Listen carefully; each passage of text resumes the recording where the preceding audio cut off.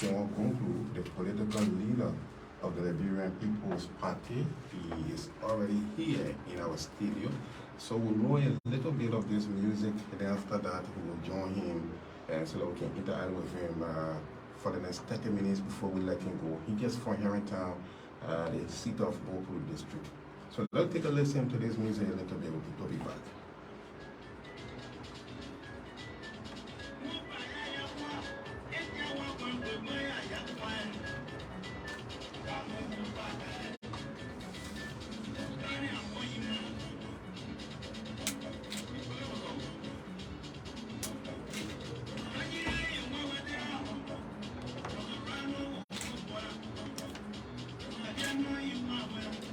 And so if you're joining us from Cllr district, you are then in Bopolu district, you are in Go, you are in Bama, of course you are in Bopolu.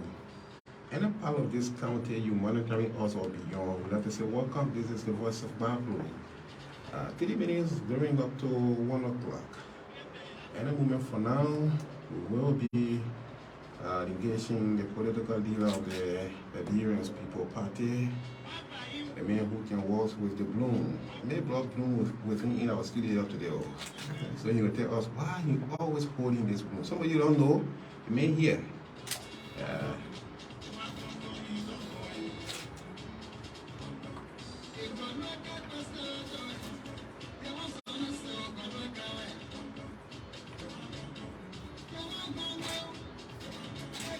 Okay, let me bring down this music a little bit. We'll go back to it later on. But we need to start engaging the political leader of Liberian People's Party.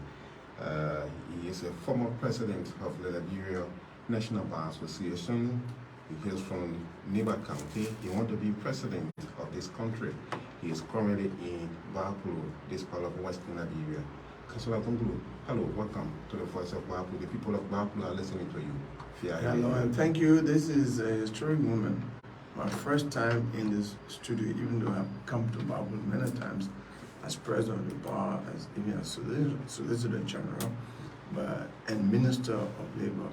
I was one of those who traveled with President Selig to Bele Yala. I think it was in 2010 or so. So I'm very happy to be here. And what a great day to be here on the birthday of J.J. Rappers, the man who founded this country.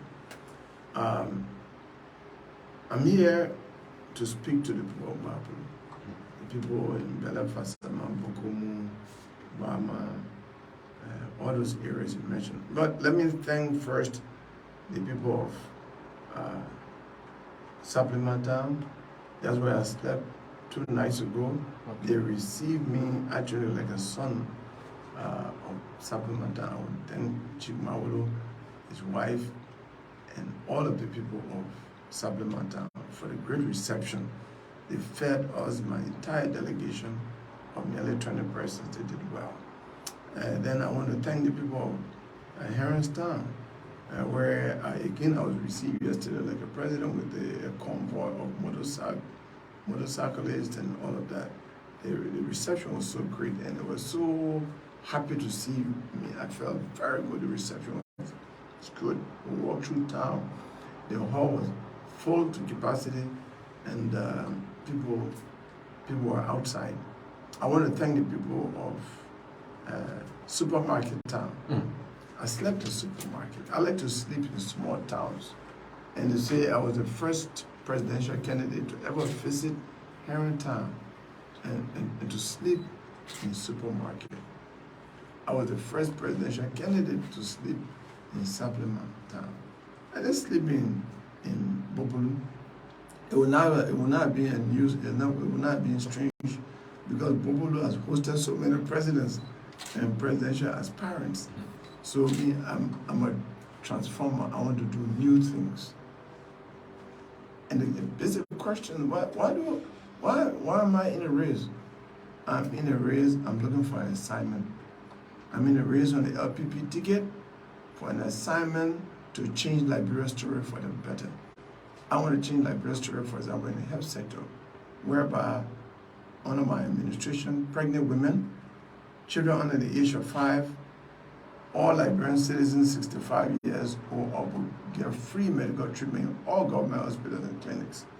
These are the vulnerable persons in our population. I also want all Liberian children to go to school free of charge from kindergarten to 12th grade. Liberian children to go to all the government schools. I want to establish free trade schools in the 15 counties for all these young boys who are just riding motorbikes to have a career. They can be mechanics, they can be carpenters, masoners, electronic technicians, electricians, all of these tailors, and they can get a job. They can also work for themselves, so they become productive citizens of Liberia. That's what I want to do. So I want to eliminate illiteracy by government giving stipend to junior high students, high school students, college students to teach the illiterate people in their communities after school, that after school program. Is it possible to eliminate illiteracy in this country? It is. It is possible. How are you going to do that? I just said that government under my administration will give stipend to junior high students, to senior high students, to college students where you have colleges, to teach the people in the community after school. So, for example, you have 200 junior high students in Bopolu here, and you say each student should teach 10 illiterate people after school. I believe in 6 months, these 10 illiterate people will know how to write their names. They will also know numbers from 1, 2, 3 to 100, and they will be able to use the cell phone. Because today, in the world, if you can't use phone, then you're not living in the world. And the only way you can use phone is to know ABC and to know numbers. And I strongly believe that when you are giving stipend to these students, they will be afraid to lose the stipend.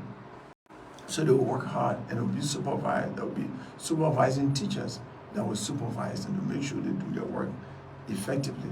And the test will be giving tests to the students that they teach, these illiterate people. And want to do that all over the country. And where were you getting money from, looking at the way the Liberian envelope, the budget is always looking like we have now reached million here. So I'm going to cut down a lot of wastes. So many presidential travels will be cut down. Going to president travels, so much is spent, millions of dollars. I'm going to cut down $30,000 to lawmakers. It comes to $3,090,000. I'm going to cut that down. And they receive it for 2 years. I will not be the president that will start any budgetary appropriation that has waste in it. I'm going to fight corruption. That's why I have the broom. Now you ask that question. That's why I have the broom. The broom is to sweep corruption from the government of Liberia. In the governance of Liberia, there will be no corruption. That's how I would do it. As president of Liberia, my salary benefits and the salary and benefits of all people in government at the highest level and even the lowest level will be on the internet, will be in the major newspapers, it will be on the radio station in simple English for all Liberians to know. So when everybody's salary is known, when you're building expensive housing in your community, people will know you're stealing. But me as president, when I get information that you've been minister for just 3 months, but you're building at $200,000, I'll call you. I'll call your attention and say, Minister, where you got the money from? Because I know you are now worth more than 50,000. If you start scratching your head, oh, Mr. President, I will fire you immediately. Then you don't enjoy my pleasure anymore. The law is that appointment of a minister is based on the will and pleasure of the president. If you are stealing, then you don't enjoy my pleasure anymore. I will dismiss you and turn you over to the Liberian Anti-Corruption Commission for investigation and prosecution. When you are found guilty, you go to jail for 5 to 10 years. And the balance of the money and the houses or houses you build, the motor vehicles you bought, all the things you bought will be seized from you and returned to the people of Liberia. And I strongly believe when 5 ministers are in jail for 10 years each and all their properties are taken, their money taken, and family members are suffering, no minister will want to steal again. And then the people outside government who want ministerial job just to steal or big government jobs, like managing director and all that, just to steal, will be afraid of government job. Then we finish eliminating corruption in public service. And when we eliminate corruption in public service, let me say to the people of Gbarpolu what I've said everywhere, it's not only that I will have enough money to do health, education, and all of the programs that I'm talking about. But it will also save our lives. You know one of the reasons why there's ritualistic killings all over the country? People want big job, and the witch doctors, the wicked witch doctors say, if you bring me human being heart, you become senator. You bring me human being liver, you become representative. You bring me human being kidney, you'll be managing director or minister. Simply because it will give them opportunity to get into government and steal. And I have this phrase I keep saying, government is a place to serve, not to steal. So when we stop corruption, not only will we have enough money to develop the country, but we'll also be protecting the lives of the Liberian people, because we'll keep our doors open. Children will go on the farm road alone, women will go on the farm road alone, and they will not be afraid because there will be no hardmen. So corruption will end the hardmen business in the country and the ritualistic killing, because there will be no more profit in killings. The other thing I want to do is food production. You and I sitting here, if somebody bring us a bowl of yam right now with gravy, chicken gravy, we finish eating it, in the evening when I ask you, have you eaten? You say, no, I ain't eat. Sure. You say, I ain't eat. I ate some yam today, but I ain't eat yet, because you have not eaten rice. But the rice that we talk about that I don't eat is not produced here. We import rice, and now we're importing it from India. So, but the reason why we don't have enough rice in the country is not that people are making farm. They are making what they call subsistence farming, and from hand to mouth. And they're using coal assets and hoe. Coal assets and hoe cannot produce enough rice in this country for everyone, because some people are living in the city, they are not living on the farm. And it depends on the people who are producing rice on the farm to feed the people who live in the city, working in the mines and in the factories. So I will change the way we make farming in this country. I will introduce mechanized farming. Government under my administration will buy machines and give it to all of the farmers in the 15 counties through the farmers cooperatives. On credit, they will be paying back government in 15 years through bags of rice. And I strongly believe that when we give machines, there will be in some counties, like my county, Nimba, Lofa, and other places, even Gbarpolu, they will make 2, 3, or 4 big farms like Sam Dhabi. Some people might even make big farms like Firestone. And when you have this kind of big farm, only growing rice, suddenly you yourself will know rice will never finish in the country. The price of rice will drop. And I'll also instruct the army to produce not less than 100 acres of rice in each of the 15 counties. And I strongly believe that when the farmers are producing rice using machines, and the army is producing rice using machines, then there will be enough rice in the country. Pretty soon, Liberia might become a rice exporter, maybe in 2-3 years. Right now, the record shows that Liberia spends more than $200 million a year to import rice in the country. But by my method, I strongly believe that Liberia will begin to generate $500 to $600 million from rice export, and that will add to our budget. That will be changing Liberia's story from being a country that imports rice to be a country that exports rice, and that will be a good story. That will be making Liberia a better place. So with that plan, what would be your steps in making sure the issue of climate change, in making sure that our forests are reserved in terms of climate change? I am going to do an environmentally sensitive farming. Only secondary forest will be cleared by those machines. Okay. We want to preserve our forest. Liberia has a diamond, that's the forest. We have still 43% of the remaining tropical forest in the whole of West Africa. So it means that Liberia has more forest than Nigeria, Ghana, Ivory Coast, Sierra Leone, all combined. So we need to protect this, you know. So and it's not only we need it for wood. In fact, when I become president, I will stop the exploitation of logs. Let me. Why would you say that? Very clear. There's a law on the book. Very clear on it. We will amend the law. We'll make sure, as happened in other countries, logs, our forest is becoming, the trees are becoming scarce. The exotic species. So we'll stop the exploitation of logs, but there will be business and foreign industry. Only sawmills will be operating here. Why? We want to create jobs. We want to add value to our natural resources. So, excuse me, when you sell log, it has a lower value. When you sell timber abroad, you have a higher value. So you generate more money for your forest product, but you also create jobs in the process, right? And then we'll do that. But we'll also promote ecoforestry, ecotourism. Sorry, not ecoforestry, ecotourism. People will come from abroad to come look at mahogany and some of the exotic species that you can't find anywhere in the world. When those people come, they will stay in hotels. That will be creating jobs for our people. It will be putting more money in the economy. A lot of foreigners coming. Then we'll, we will even give incentive to any company that wants to produce furniture, Liberian-made furniture. And I think some of the best furniture could be produced from Eki, mahogany, and all these forestries that are here.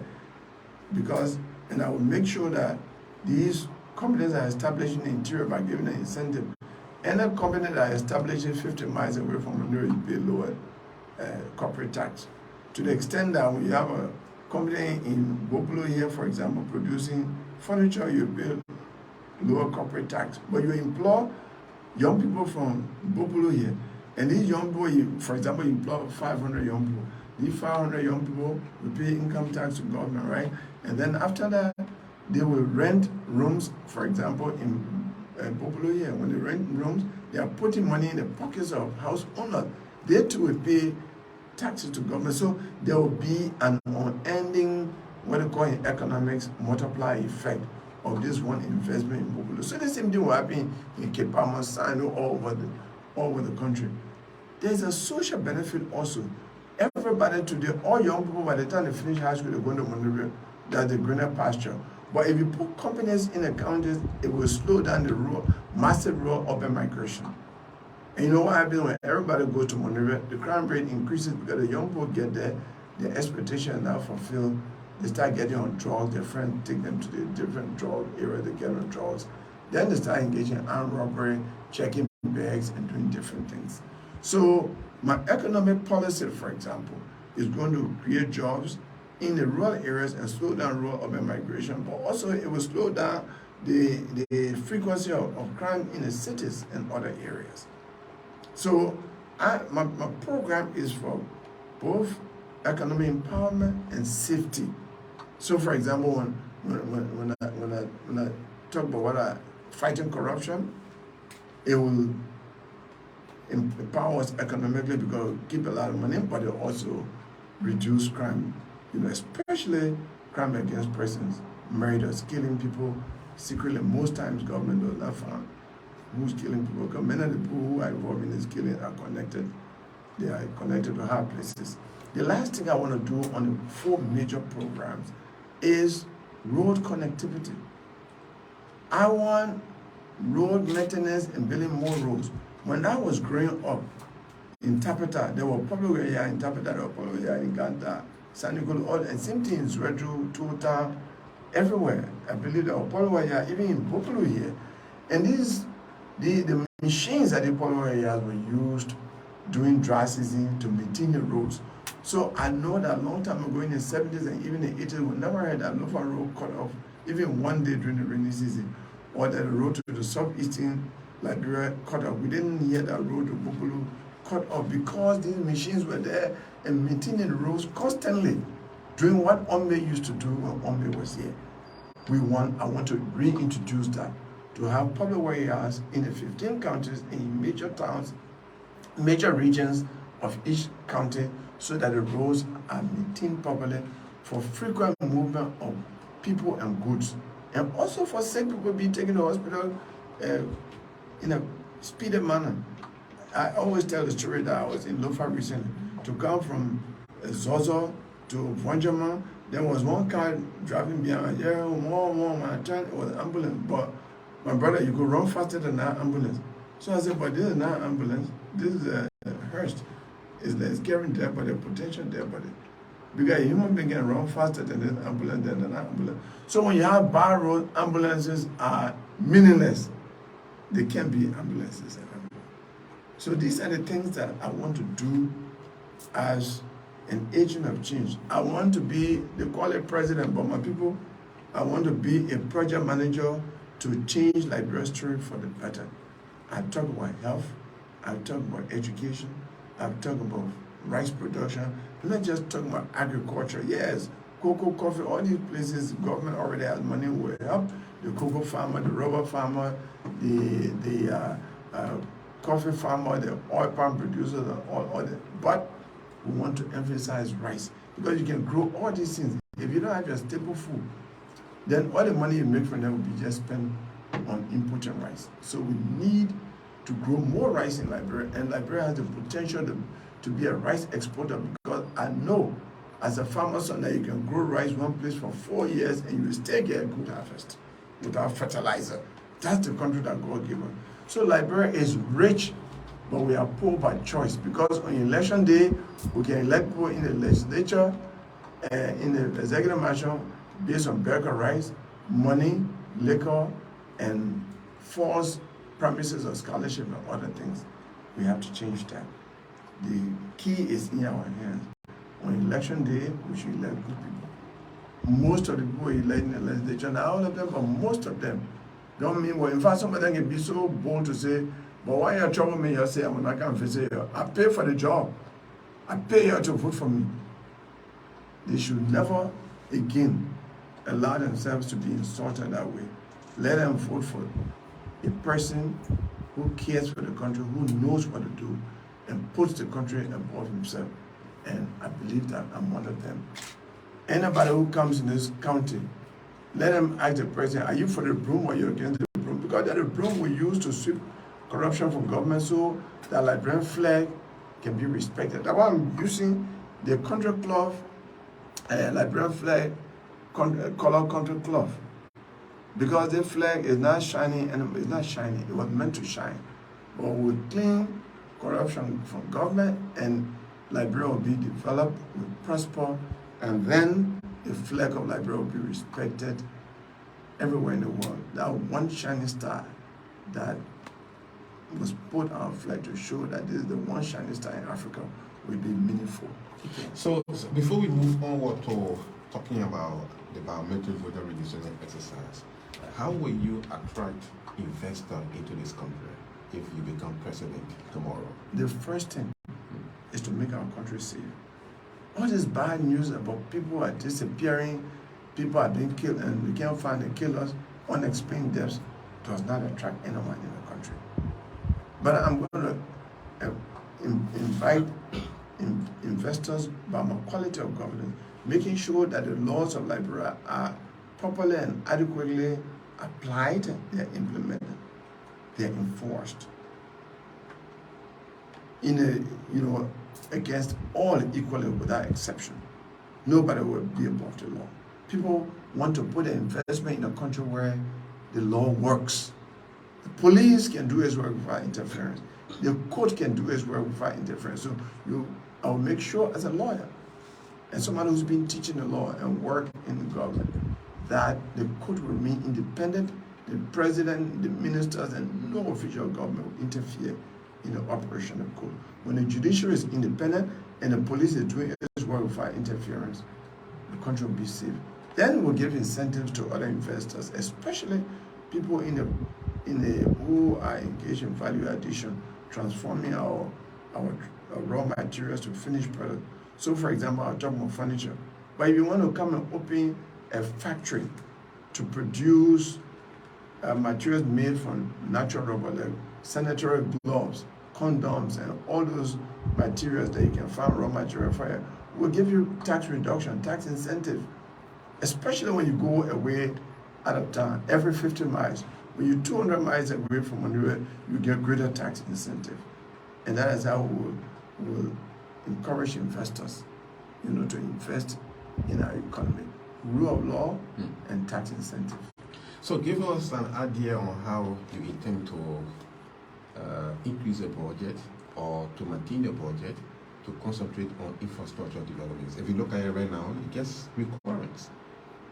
Yeah, but I told you I'm going to cut down cost. Okay. The only people's salary I will not be playing with are civil servants, police officers, teachers, nurses, doctors, the people who really do the work, the technicians. But these politicians, ministers, and then we'll cut down ministers' salary. We'll cut down, I don't know, you see, even as educated as I am, I don't know the minister's salary, I don't know president's salary, vice president's salary, lawmaker's salary. These salaries, the salaries of politicians, we'll play with, we'll cut down so that... But you sure you can cut it down? Because the lawmakers do the appropriation. Let me tell you something. Yeah. I'm an advocate and not a politician. I would take my case to a librarian pool and will be running behind them. I'm telling you, when I take my case to a librarian pool, some of them will be afraid to even enter their own homes because the people will be troubling them. Because the President Gongloe is acting our interest. Why are you acting against our interest? I am telling you, when our nominator will be Minister of Labor, one senator told me, after they finally confirmed, he said, thank God my phone will not ring again. He said, Councillor Gongloe, I used to receive 500 calls a day. Confirm Councillor Gongloe, confirm Councillor Gongloe. So, confirm you now, I stopped taking my phone. So, if just minister, I have people in a society who wanted me to be labor minister for good reason for what I did there. And they were doing that. If I say, for example, I want a budgetary cut and appropriation to make sure that all Liberian children go to school free, government buy their copy books, their pencils, free feeding and everything, and the legislature want to cut the budget down, I take my case to the people, because the people can elect them.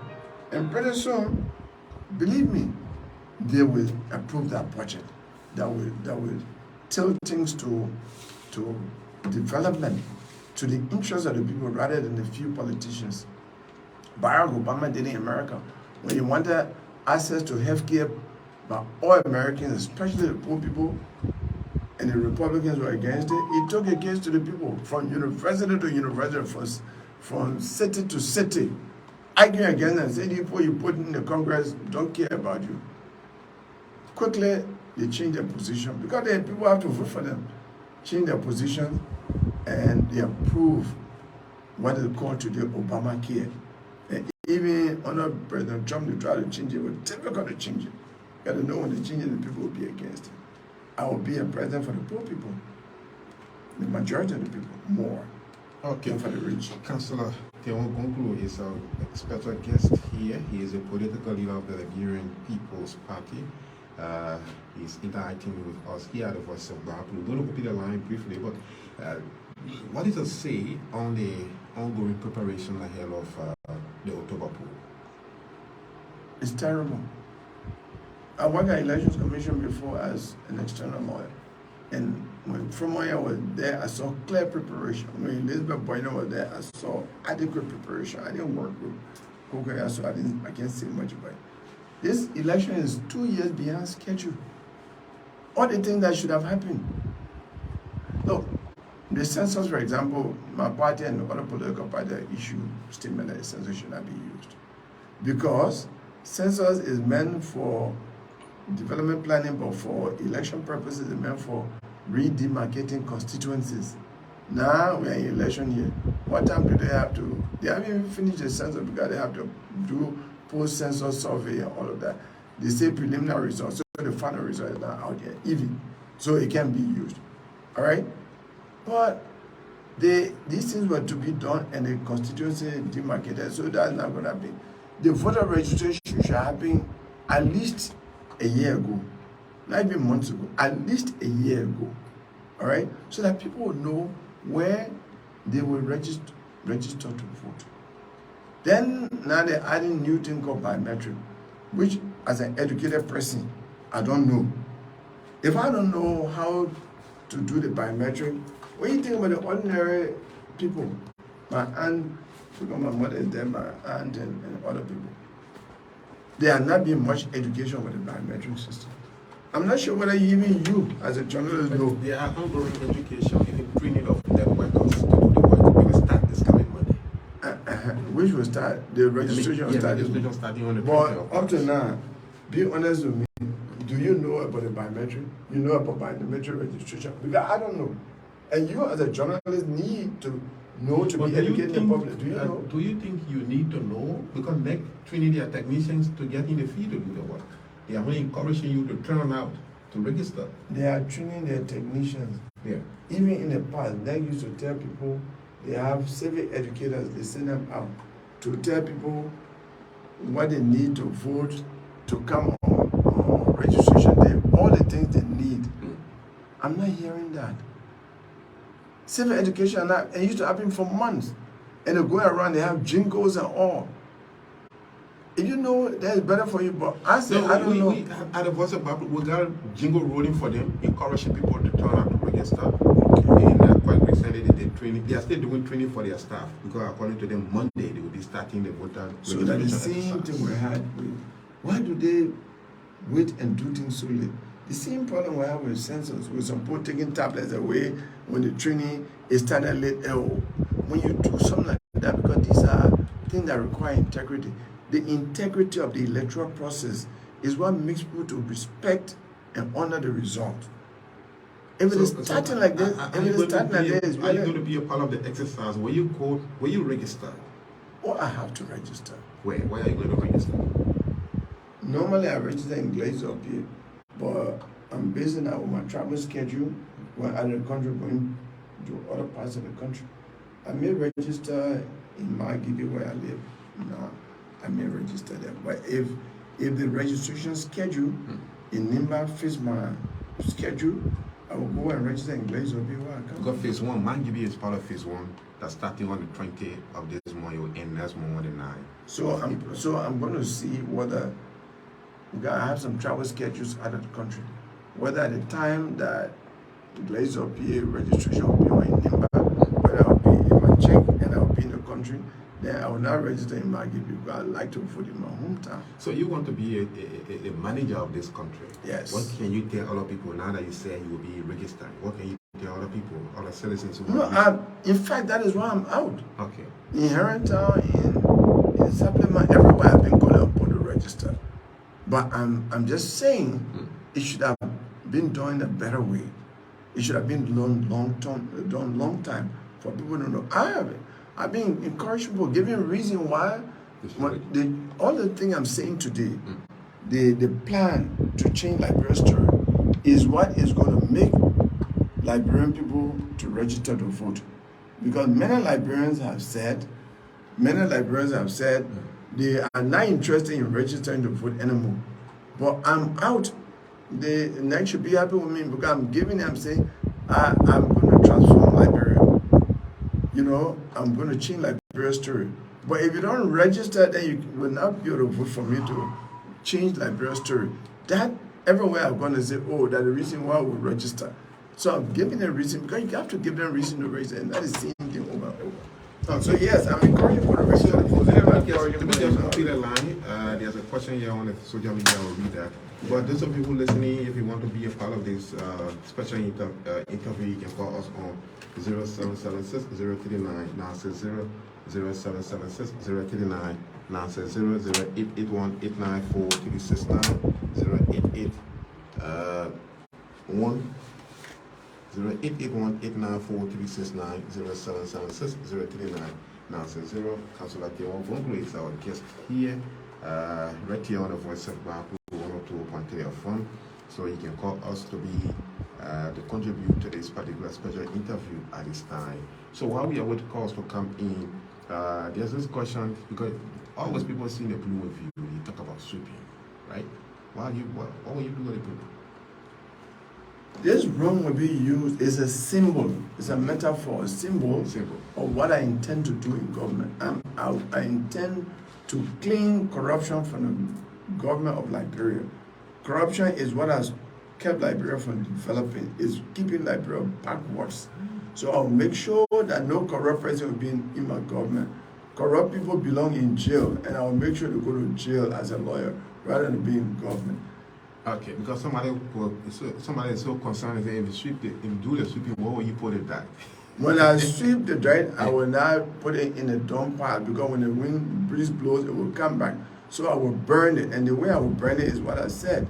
If you are corrupting my government, I will dismiss you and send you for investigation, prosecution. Like I said to you, if 5 ministers, because they are the people who often steal, because they are the one that execute the budget. 5 ministers or 5 ministers and managing director, people who are in jail for 10 years each, and all of their properties are taken away, and their family members are suffering. They will not steal again. And then I will sponsor a law that anybody who is corrupt after serving his prison sentence will not be qualified to work in government anymore. That is how we burn corruption. And anybody who is corrupt or who want to come to government to steal will be afraid of government job now. They are finished burning corruption. And when I burn corruption, our lives will be safe, because people who engage in ritualistic killing, they will not do it again, because government will not be profitable. Okay, so the line will be open 0776039 088818943. You see, there's a Bopolu. Most of the people are on the phone to brush. Yeah, sure. So we're taking a short musical break. We'll come back, we'll hear from you, and then we'll call it a day on this segment. Most of the people are on the phone. They're burning the phone. To play this recording here for other people who are not busy, so that they can listen to it. That would be great. Music. You know, play my music and play. Play radio station like Cllr.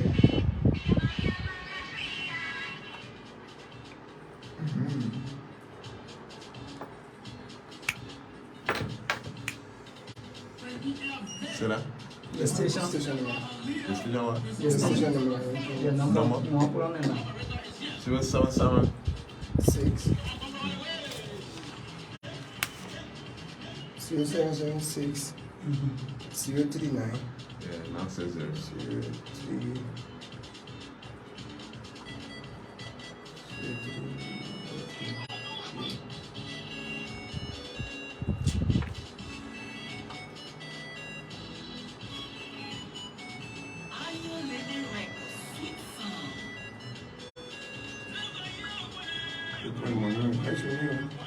This will be there around. This was some tension. Speak.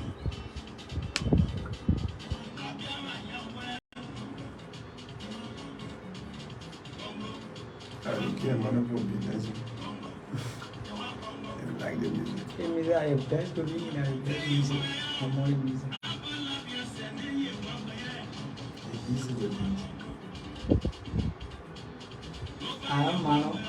I like Mano music. I get music. I know I get Mano. Oh yes, the political leader of the Liberian People Party is right here in studio with us. So we'll be going back to him to hear from him before we let him go. Councillor, this one I play. I can get here, but I don't know the meaning. What is this? I'm trying to say Liberia is suffering. Tiawan Gongloe is here to save Liberia. He was in President Ellen Johnson's government of corruption, but he was not part of it. He wants to clean corruption. He wants to make Liberia a great country. That's what they are saying in the song. Say Tiawan Gongloe is here to save the nation. You support him. So that's what the song is saying. Yeah. I really hope I have gone to all of the areas, Wiswa and all the areas. A lot of my people from Nimba are there, and I would have loved to go there to speak to them. But I would try again. I have a trip to go to Europe and America to talk to Liberians who are there. I get invitation. They are paying for me to go. So I can't disappoint them, but I will find time to come and go to the other parts of Bopolu. I've enjoyed my 3 days of stay, a warm welcome. I really, really enjoy it. And I've enjoyed my time on your radio.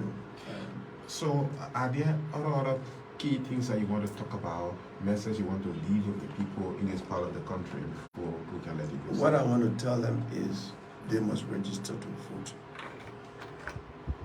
It is their national duty to make sure that this country is run properly. Those who are there now engaging in corruption, they not carry themselves there. They are the ones that put them there. That's why I say Liberia is a naturally rich country, but we are poor by choice because we choose the wrong people and put them into offices.